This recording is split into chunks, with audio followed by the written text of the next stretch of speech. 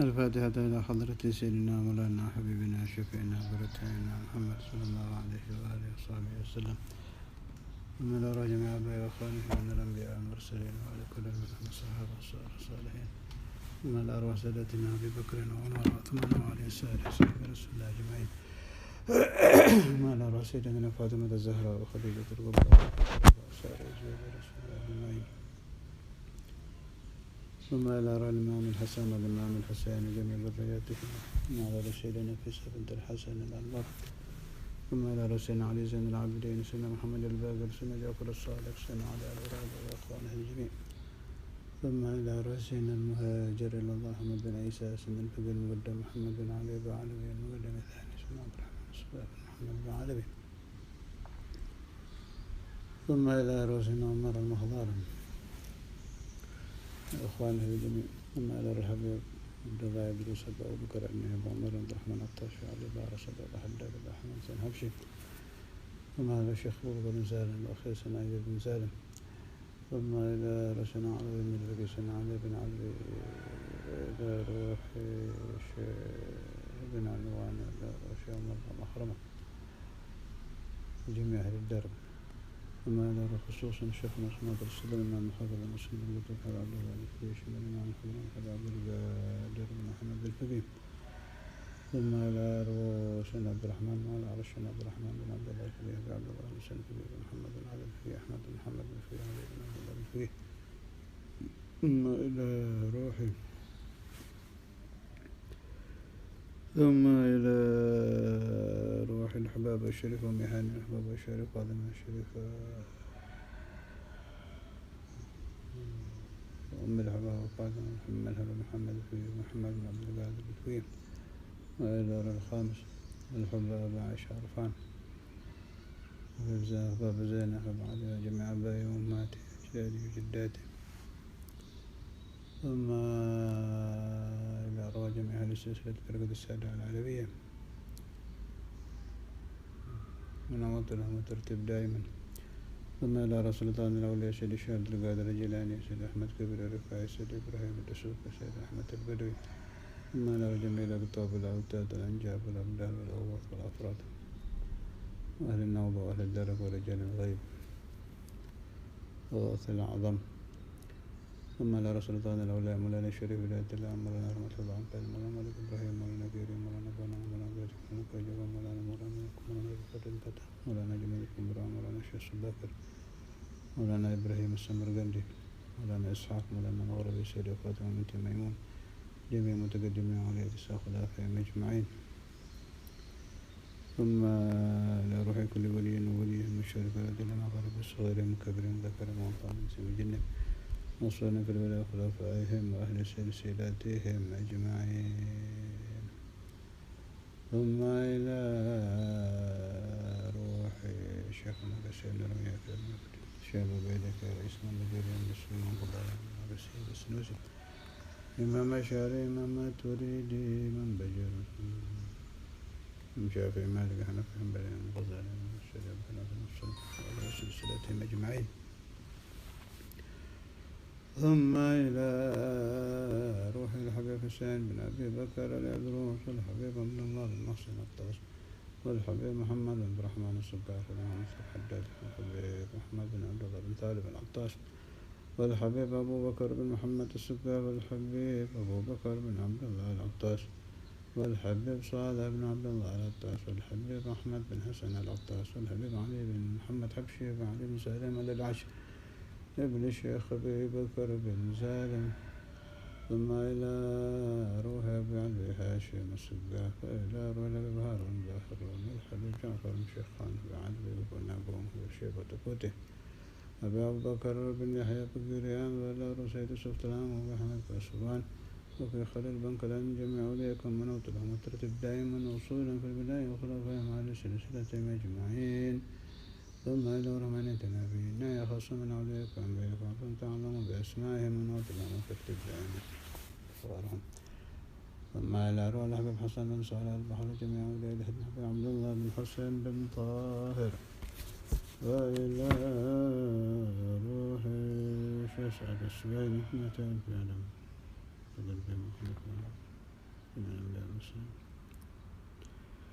ثم إلى روح شعب بن الهيث شبك بن بدوش بسيط القيل بشحي بن قيس الحراني شيك المنجي بشمع ورف القريب وسلم وفروع من الله تغشاهم برحمة المغفرة اسكنهم لنفعنا أولادنا بناتنا ذريتنا وأحبابنا ورفادا مسرارا من وارم وضمع من أفاد في الدين والدنيا والآخرة إلى حضرة النبي محمد صلى الله عليه وسلم. الفاتحة.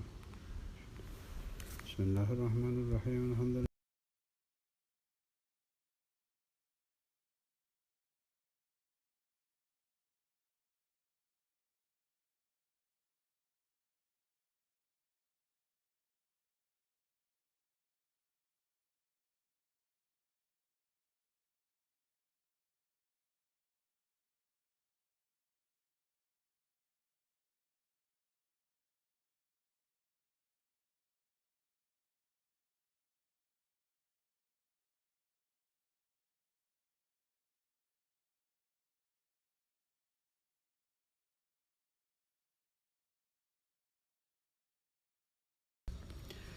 بسم الله الرحمن الرحيم. الحمد لله رب العالمين.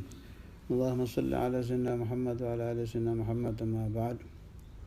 اللهم صل على سيدنا محمد الفاتح لما أغلق والخاتم لما سبق ناصر الحق بالحق والهادي إلى صراطك المستقيم وعلى آله حق قدره ومقداره العظيم. أما بعد.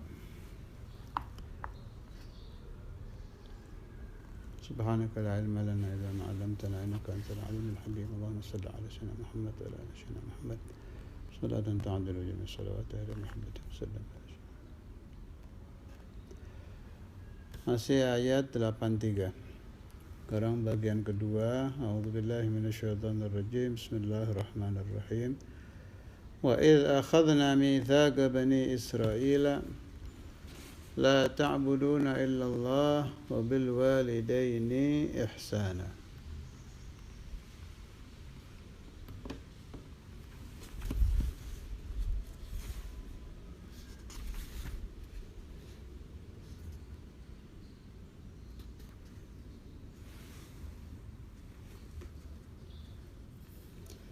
وبالوالدين إحسانا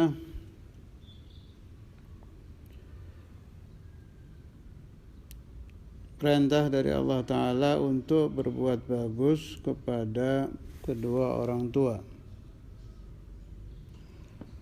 yakni mengusahakan apa saja yang bisa menyenangkan hati kedua orang tua.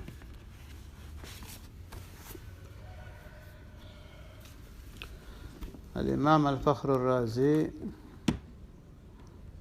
dalam kitab At-Tafsirul Kabir juz 1 halaman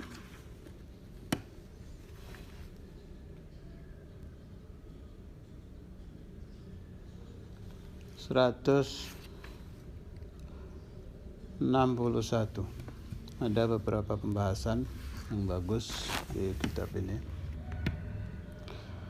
untuk menambah perbendaharaan kita di dalam pemahaman tentang wabil walidaini ihsana.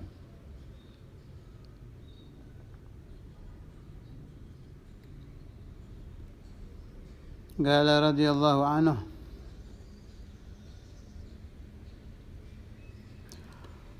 thumma ba'da ni'matillah fa ni'matul walidaini a'zamun ni'am.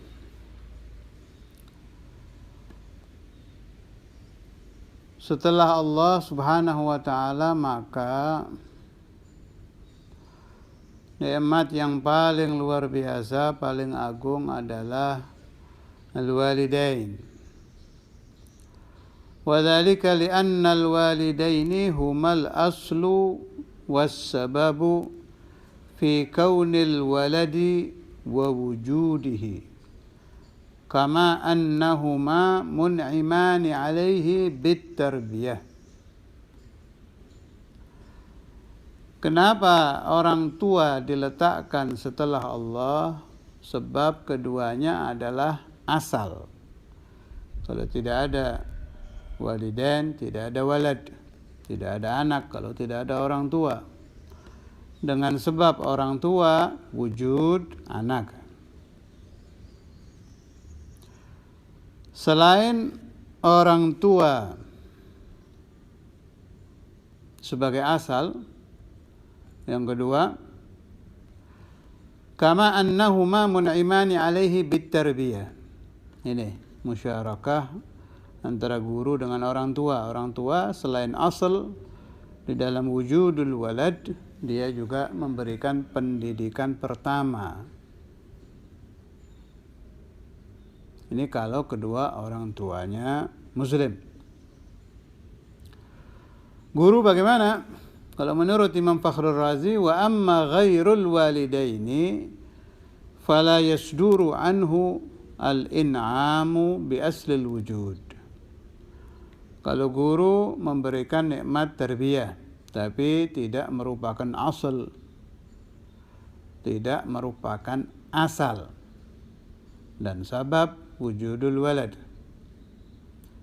bal bit tarbiyati faqat, hanya tarbiyah saja. Ini khilafan di Sayyidina Maulana al-Walid Al-Habib Abdullah bin Abdul Qadir Al-Faqih, Maulana Al-Habr Al-Qutub Al-Habib Abdul Qadir bin Ahmad Al-Faqih, dan lain-lain. Kebanyakan para masyayikhuna berpendapat bahwa huququs syekh di atas huququl walidain, dengan catatan asy-syaikhul mursyid, guru yang menyampaikan murid kepada Allah Subhanahu wa ta'ala, bukan guru pelajaran umum, pelajaran biasa, bukan. Tapi kalau menurut Imam Fakhrul Razi, al-walidain di atas yang lain, termasuk di atas guru. Fathabata, kita pakai pendapat Fakhrul Razi dulu. Fathabata anna in'amahuma a'zamu wujuhil in'am ba'da in'amillahi ta'ala. Maka dengan teori tadi menjadi tetap hukum bahwa anugerah yang diberikan orang tua adalah anugerah yang paling agung setelah anugerah Allah Subhanahu wa ta'ala. Bagaimana kalau orang tuanya kafir atau fasik, muslim tapi fasik, tidak sholat? Na'udzubillah, Allah yahfadhuna wal ahbab daripada tarkus salah. Syaribul khamr, peminum minuman keras, na'udzubillah, Allah yahfadhuna wal ahbab wa iyyakum min dzalik. Ahlu zina, na'udzubillah, Allah yahfadhuna wa iyyakum wal ahbab min dzalik. Dan lain-lain daripada maksiat-maksiat dilakukan. Tapi orang tua Anda bagaimana?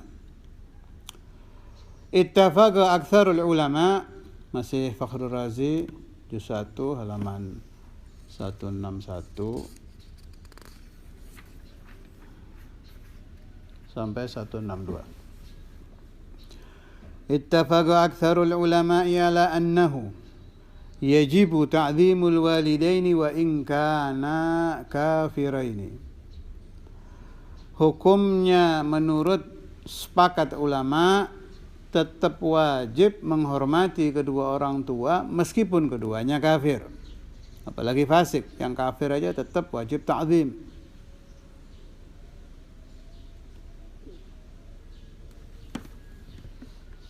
Bahkan di sini dikatakan ittifaq, mufakat, para ulama bersepakat. Ila angal, ini kalau yang tidak kafir tapi fasik bagaimana? I'lam anna al-ihsana ilaihima huwa alla yu'dhihima albattah. Wa bil walidaini ihsana. Di sini tidak ada kata-kata Allah wa bil walidainil muslimaini, enggak. Wa bil walidain saja. Memang ada tafsil. Kalau orang tuanya kafir, anaknya muslim, diajak menjadi kafir, jangan ikut. Tapi ta'zim tetap wajib. Kalau orang tuanya fasik, anaknya diajak melakukan maksiat, wajib menentang. Tapi tetap ihtiram, penghormatan tetap harus. Makna ihsan itu tidak boleh menyakiti kedua orang tua sama sekali. Apapun yang dibutuhkan kedua orang tua minal manafi', butuh apa saja, seukuran ma yahtajani ilaih, yang dibutuhkan, ini hukumnya juga wajib, masuk ihsan. Termasuk ihsan kalau orang tuanya kafir, si anak wajib berdakwah. Fayadkhulu fihi da'watuhuma ilal imani in kana kafiraini. Wajib orang tuanya diajak masuk Islam, tapi tetap dengan ihtiram, dengan ta'zim. Kalau fasik bagaimana? Di bawah kafir. Wajib si anak memberikan perintah kepada kedua orang tuanya, amr bil ma'ruf, perintah kebaikan, tapi dengan adab, dengan ta'zim, ala sabilir rifq, dengan halus. In kana fasiqan, kalau orangnya tarkus shalah, bagaimana caranya supaya sholat? Artinya tidak ngawur, bukan kamu ini tidak sholat, harus sholat, dibentak. Membentaknya haram, tidak ada perintah Allah Ta'ala dakwah kepada kedua orang tua dengan kasar seperti itu. Saya ingat nasihat ba'du masyayikhina, sebagian guru-guru kami memberikan nasihat, paling baik cara dakwah kepada orang tua yang belum berjalan di jalan Tuhan adalah dengan membawa kedua orang tua itu ke majlis ilm selain doa. Itu siasat yang sangat bagus sekali dari para putra untuk para orang tua. Ajak ke majlisul ilm. Usahakan mendapat doa Nabi besar Muhammad SAW. Biayai umrah. Kalau anda punya rezeki, biayai umrah. Orang tua anda yang masih fasik, biar umrah. Ziarah Nabi Muhammad SAW supaya mendapat nazar, mendapat doa, mendapat rahmah, mendapat maghfirah yang didapat bagi orang-orang yang berziarah. Hadratul Rasul Maulana Muhammad SAW. Bawa ke Maghabirul Awliya agar bibarakatul awliya, orang tua anda yang masih fasik diberi rezeki, taat, tunduk, patuh, ikut kepada ajaran Allah Subhanahu wa ta'ala. Memang ada khilaf antara guru mursyid dengan orang tua, tapi lepas dari urusan khilaf, setelah Allah adalah walidain, baru syekh.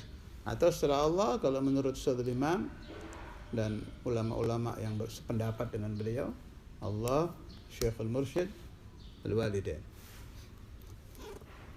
Tapi yang jelas ba'dallah ya antara dua itu. Kalau menurut Imam Fakhrul Razi tadi, setelah Allah Subhanahu wa ta'ala adalah al-walidain. Saya pribadi punya pendapat saya pribadi ini tidak dari kitab, hanya pemahaman saya saja. Kalau orang tua anda itu orang soleh, tidak bisa dipungkiri, dia adalah guru, beliau adalah guru.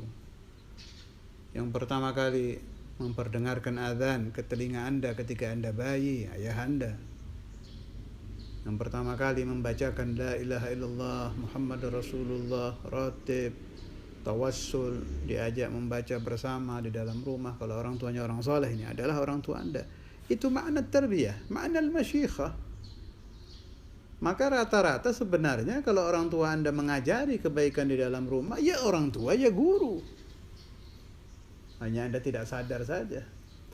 Al-Habib Al-Allamah Ali bin Hussein Al-Attas dalam kitab beliau, Ali Bungur, Jakarta, saya baca di kitabnya, beliau mensifati ibu itu dengan al-madrasatul ula. Madrasah yang pertama adalah ibu, mengajari wudu, mengajari salat. Apalagi kalau ibunya imra'atun salihah, mengajari qiyamul lail, mengajari salatul tarawih dan lain-lain. Fasara, saya punya pendapat, orang tua itu ya guru, sudah sama. Bil walidaini ihsana ba'dallah, ya orang tua anda plus guru anda.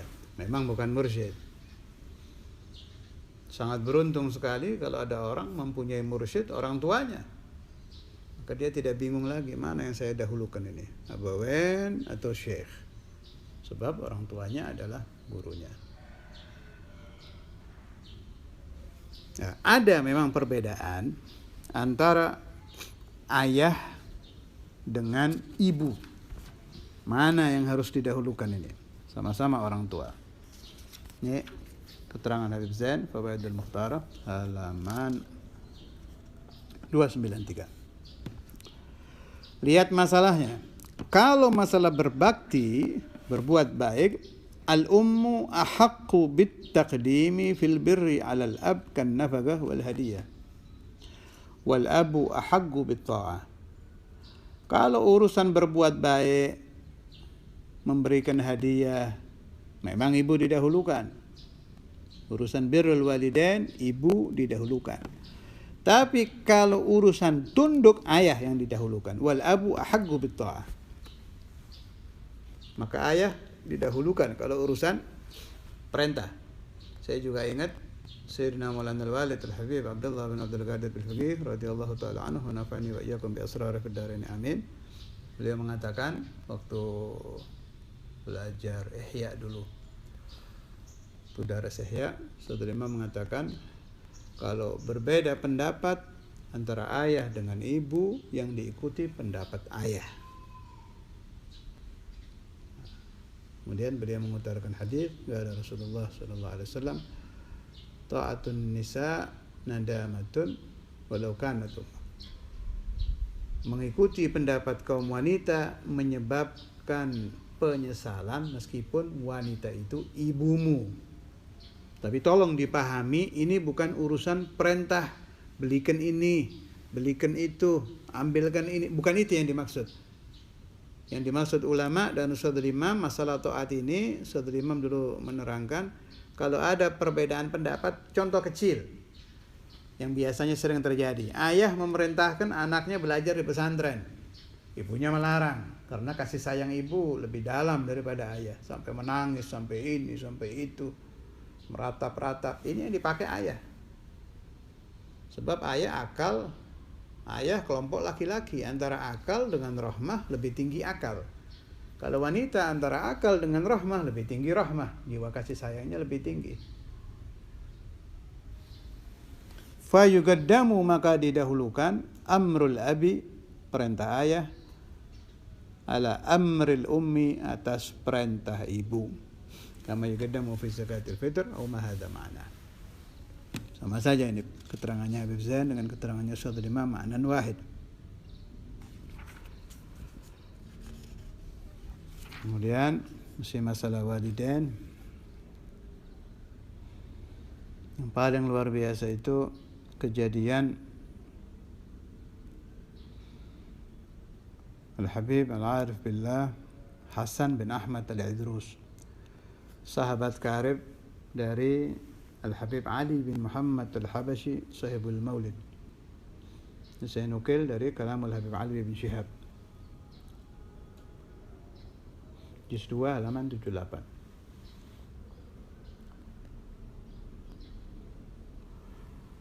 Lamma jaa ilaihi, ila Al-Habib Hasan bin Ahmad Al-Idrus, siapa yang datang Al-Habib Ali Al-Habsyi, ya'uduhu fi maradi mautih, amara al-hadirina bil-insiraf wa ikhtala bih wa qala lahu inna rabbi tajalla li wa a'tani kadza wa kadza. Ketika akan wafat Al-Habib Hasan bin Ahmad Al-Idrus, detik-detik terakhir beliau akan meninggal dalam keadaan sakit, maradul maut, akan wafat. Habib Ali Habsyi mengunjungi beliau. Ketika dilihat Al-Habib Ali bin Muhammad Al-Habashi masuk, beliau perintahkan semua orang yang ada di kamarnya untuk pergi, dikosongkan itu kamar. Di dalam kamar hanya ada dua, Al-Habib Hasan bin Ahmad Al-Idrus dengan Habib Ali bin Muhammad Al-Habashi. Artinya ini masalah yang luar biasa penting dan luar biasa rahasia. cerita ini bisa sampai ke kita ya dari riwayat Habib Ali. Habib Hasan setelah kejadian ini meninggal, tidak sempat cerita lagi. Riwayat ini bisa sampai kepada kita karena Habib Ali bin Syihab mendapat dari Habib Ali turun sampai ke zaman kita ini. Wa qala lahu, Al-Habib Hasan berkata kepada Habib Ali, "Inna Rabbi, sesungguhnya Tuhanku Allah tajalla, bertajalli." Saya artikan tajalli supaya tidak salah paham. Beliau mendapat isyarah dari Allah, begitu saja. Ketika akan wafat itu mendapat isyarah dari Allah Subhanahu wa taala. Wa a'tani kadza wa kadza. Allah taala memberikan kepadaku ini, memberikan ini, memberikan ini, tidak disebut di sini, jelas urusan-urusan asrar. Setelah itu, wa qala li, di dalam isyarah itu Allah taala berkata kepada aku, ghafartu laka bi thalathi khisalin.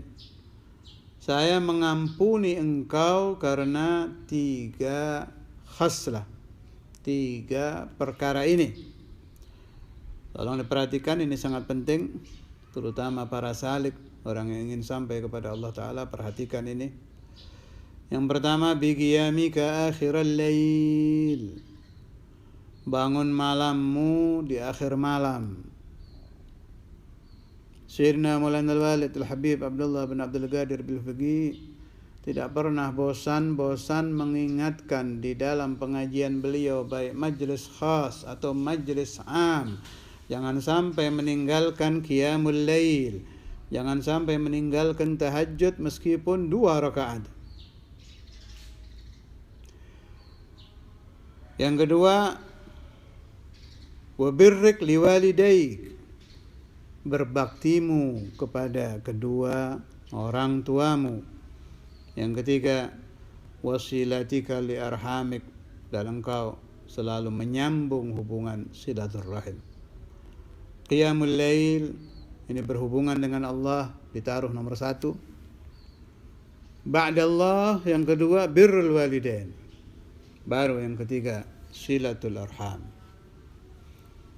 Menurut saya 3 hal ini perlu diperhatikan, diamalkan, diistiqomahkan, terutama urusan qiyamul lail dan birrul walidain.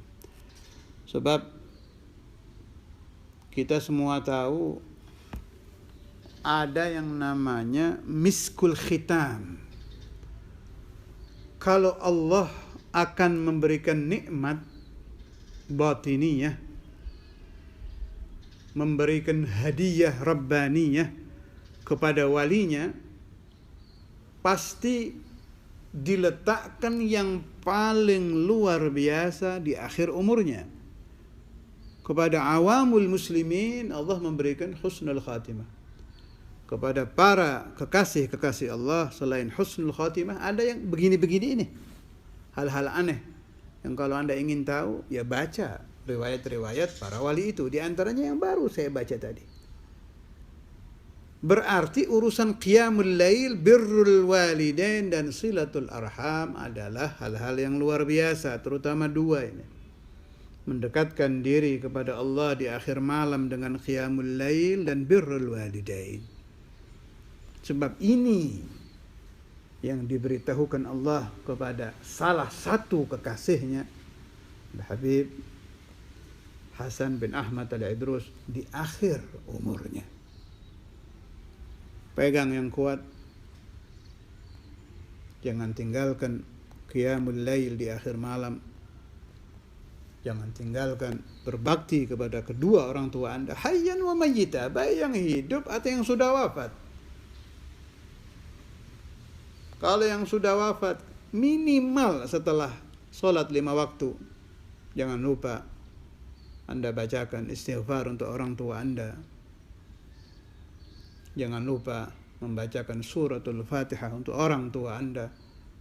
Kalau malam hari, hadiahkan la ilaha illallah Muhammadur Rasulullah fi kulli lamhatin wa nafasin adada ma wasi'ahu ilmullah. 4 kali untuk arwah kedua orang tua Anda secara rutin dan istiqamah. Sehingga meskipun orang tua Anda telah di alam lain, Anda tetap bisa berbuat baik, birrul walidain, kepada kedua orang tua Anda. Rabbana taqabbal minna wa qbalna bisirri asrar al-Fatihah wa ila hadratin Nabi.